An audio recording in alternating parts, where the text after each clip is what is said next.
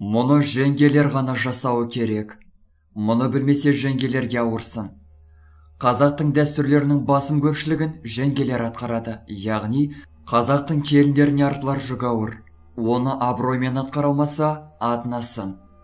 Қазақ халқы шаңырағына келін келгенде баласының басының құралғанына ғана қуанбаған. Екі елді таныстырып татулығын арттыратын, қыздарының ақылшысы болатын, ұрпағын жалғастыратын жан ретінде бағалаған. Сондықтан да тектелмен құда болайық деген тілекпен таң атырған. Келіні жақсы үйдің кереге салтын деген сөздің де мағынасы тереңде жатыр.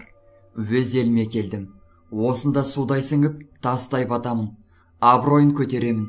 Шаңырақты шаттыққа бөлемін деп келген кез келген келіншек ең алдымен күйеуінің жұртын сыйлауды, өзі сыйлы болуды үйрену керек. Үйдің салты мен өзіндік тәртібін тану керек. Ата мен ененің қабағын бағып, қайны мен қайын сіңілісін жақын тартып, сырлас болу керек. Мұның бәрі таңертең иіліп сәлем салғаннан, көлемдеп дастархан жазғаннан, сызылып отырып шай қойғаннан бастау алады. Сыйластық сыйды арттырады, сонымен қатар жеңгелерге ғана жүктелетін қызметтер де бар. Ат тәркеу. Бұл да сыйластықтың бір түрі болып табылады. Күйеуін құрметтеген келін оның туыстарына ізеттілік танытады. Ата-анасы қойған атпен емес, өзіне ұнамды, жарасымды, назды атау береді. Мұндай атауға ие болған қайнысы мен қайын сіңілісі де жеңгелерін жандай жақсы көріп, құрмет артады. Атына шаң жуытпайды, жамандыққа қимайды. Бір сөзбен айтқанда, қорғаушысы болады.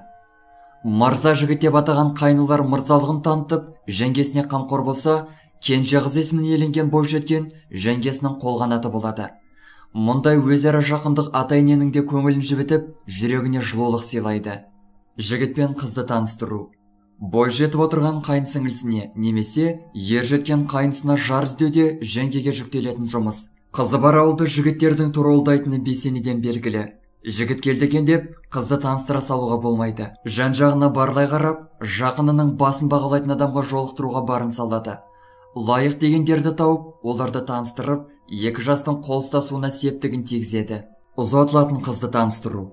Құда түсіп сырға салатын кезде, ұзатылатын қызды күйеу баланың ата-анасына, жақындарына таныстыру үшін де жеңгелері ертіп келеді. Ол қызметтер үшін сыйлықсыз қалмайды. Ұзатылатын қызға ақылын айтып, өнеге көрсететінде тап осы жеңгелері. Байқасаңыз, аналары үйретпегенде жеңгелерінен үйреніп алатындар баршылық. Анасы қызының қабағына қарап қатты сөйлей алмаған кезде жеңгесі тігісін жатқызып жеткізеді. Ащы сөздің өзіне де тәтті қосып айтады. Мұны ұққан қыздың шаңырағы ешқашанда шайқалмайды. Күйеуге төс тарту. Енді ғана босағаттап, қалыңдығын алып кетуге келген күйеу балаға қазақтың салты бойынша төс тартылады. Мұны да жеңгелер жасайды. Төстің қадір қасиетін болашақ күйеуге қондырып, жарды құшуды, сыйлауды, аялауды айтады. Ерегеспей еркелетуді, жұдырық жұмсамай, жүрегіне жол табудың кілтін ашады. Міне, осы міндеттерді арқалаған жеңгенің де айтар ақылы, үлгілі болар сабырлылығы, көрсетер өнегесі болу шарт. Бұл бергі жағы ғана. Жеңгенің жасайтын жұмыстары мұнымен тоқтамақ емес. Бойжеткен қызға күйеуінің еліне сыйлы келін, Құдай қосқан қосағына аяулы жар, бесік тербеткен аслана болуды үйретеді. Құрметті көрермендер, бұл тақырыптарды орай келгенде жалғастыратын боламыз.